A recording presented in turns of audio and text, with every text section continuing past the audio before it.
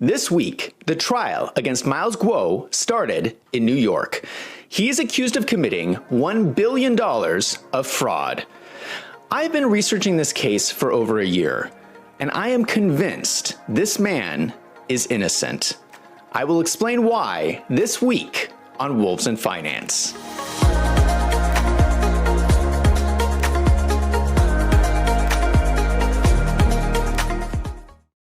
Let me start by saying that I am completely independent. I don't know this person and I'm not associated with his groups. I'm just an accountant. I keep covering this trial because I see a huge injustice going on that needs to get exposed. If you're a business person in America, you need to be aware of this case because what is going on is so corrupt that if we don't stop this, it's going to affect you next. I have previously made a video going over all the details in this case. I will link that video at the end of this one if you want to see more. But in this video, I want to focus on the major issues that you should watch out for in this case.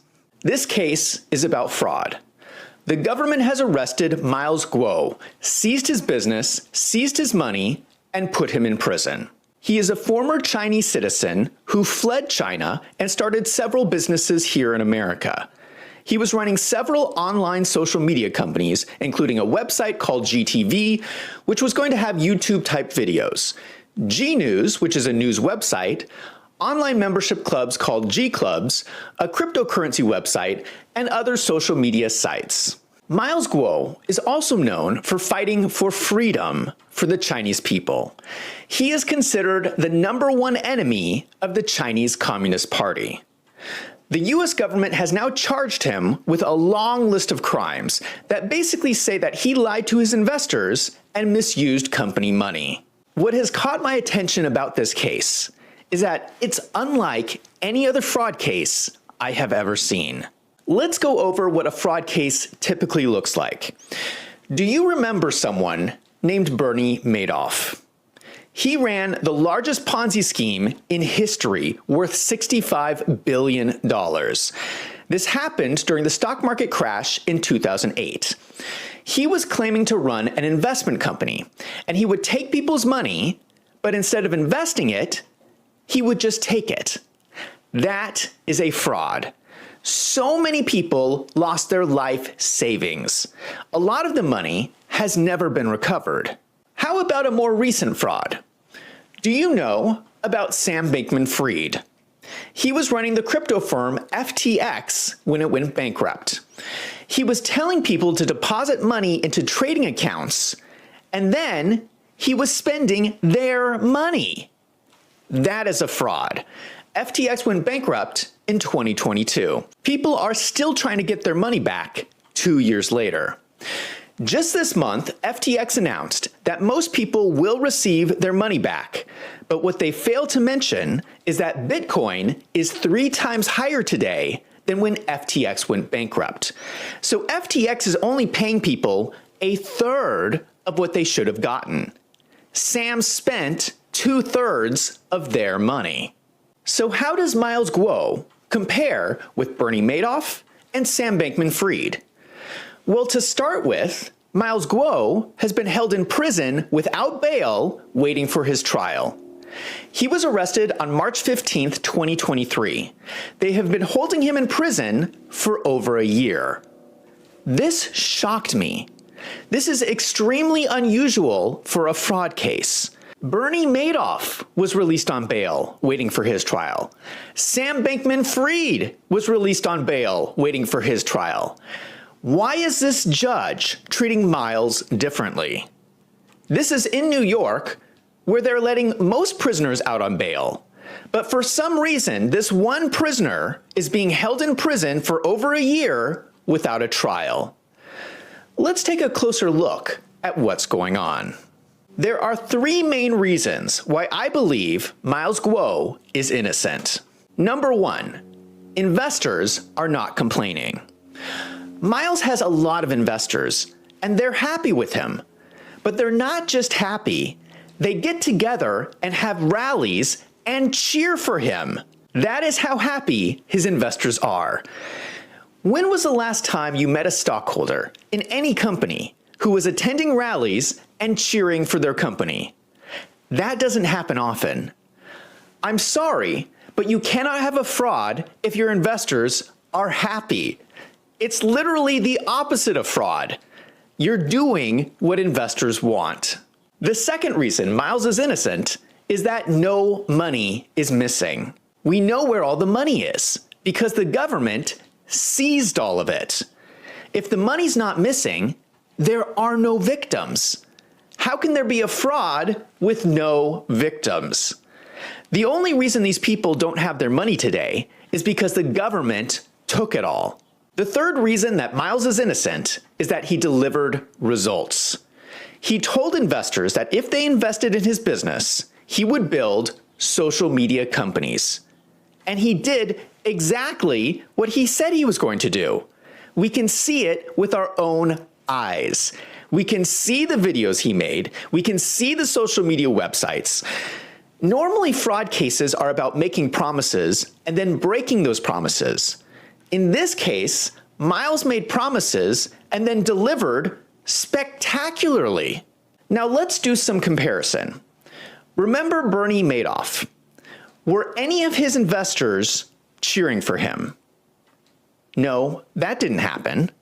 What about Sam Bankman-Fried? No, the whole internet was complaining about Sam Bankman-Fried. No one was cheering for him. So for Miles to have people cheering for him makes me believe that he is innocent. There's only one other fraud case that I can think of where investors wanted to continue to invest. That was the case with Donald J. Trump. Trump was arrested by the state of New York claiming that he defrauded the banks by misvaluing his properties. The judge claimed that Mar-a-Lago was only worth $18 million, and he convicted Trump of fraud. Any reasonable person knows that $18 million is a ridiculously low estimate of Mar-a-Lago's value, and this judge's decision looks politically motivated. But what was so shocking was that the bankers testified at the trial that they wanted to continue to invest with Trump. If the investors are happy, it's not fraud. Donald Trump is the only other fraud case I know of where the investors were happy. And that case was obviously political corruption. This case with Miles Guo is the same situation. Let's do a comparison with the money. In the case with Bernie Madoff, he took the money and a lot of it was never recovered. Sam Bankman-Fried took the money and the bankruptcy court has spent the last 2 years trying to find it all. None of the money in this case is missing. We know where it all is. The government has it. How can Miles have committed fraud when he didn't take the money? I have made a list of all the bank accounts seized by the government. It totals to $720 million in cash. It also lists several properties that would make up the rest of the $1 billion. What is really scary about this indictment is that it requests the court turn over all the money to the U.S. government. The government is trying to steal $720 million. Now let's do a comparison on the results. In the case with Bernie Madoff, there was no results because he wasn't investing anything. With Sam Bankman-Fried, he went bankrupt. Now I'm an accountant, so I pay close attention to results. Miles' companies had spectacular results in a very short time. He was generating revenue, he had paying members, and his websites got a lot of traffic. It's very hard to get traffic to your social media site. He did it, and he did it quickly. I'm beginning to think that this guy is a business genius. These were not empty promises, these were actual measurable results. How can this be a fraud if he actually was getting the results he was promising investors? The only reason the company stopped growing is because the government stepped in and seized everything. It's blowing my mind how absurd this case is. If you were to go to a venture capitalist and tell them that you have online businesses with revenue, paid memberships, and a huge amount of traffic, they would be so excited, they would be throwing money at you to invest. If you're delivering on your promises, it cannot be a fraud. Once again, that's the opposite of fraud. So under these three criteria, that the investors are happy, no money is missing, and he delivered results, if those three things happen, there is no fraud. Remember that the jury has to decide that Miles Guo is guilty beyond a reasonable doubt. If Miles has investors who are cheering for him, I certainly have some doubt. If Miles receives a fair trial, I don't see how he could be convicted. The problem is that in New York courtrooms lately, we've been seeing a lot of corruption. Here's what I think is really going on. This case is not really even about fraud. This is really about China. The current leader of Communist China, Xi Jinping, wants Miles Guo. He's been very vocal about this. He talked to Donald Trump about this. I'm pretty sure he's talked to Joe Biden about this. Now, the US has no extradition treaty with China, so there's no legal way for the US to send Miles Guo back to China, except under one situation. If Miles Guo is convicted of a crime. If they can convict him of even one of the charges in this case, they can deport him back to China. It's the only way they can do it. This court case is really about delivering Miles Guo into the hands of Xi Jinping. In my opinion, if Miles Guo is sent back to China, Xi Jinping will have him publicly executed. Miles is going to be put to death because of a fraud case where he's innocent. How is this happening in America? How can this judge and these prosecutors sleep at night? They are doing the dirty work of the Chinese Communist Party. I'm not an expert of Chinese culture, but it's my understanding that the name Guo in China comes from the meaning of a wall. I think that's a fitting name for Miles Guo because he is standing as a wall against the Chinese Communist Party. He's standing in the way and taking this persecution so that we don't have to. If he's put to death, God help us all. I have one message to any investors out there that support what this man is doing. Keep fighting against this case. Fight like his life depends on it, because it probably does. Now I want to hear from you. Do you think that Miles Guo is innocent? Let me know in the comments down below.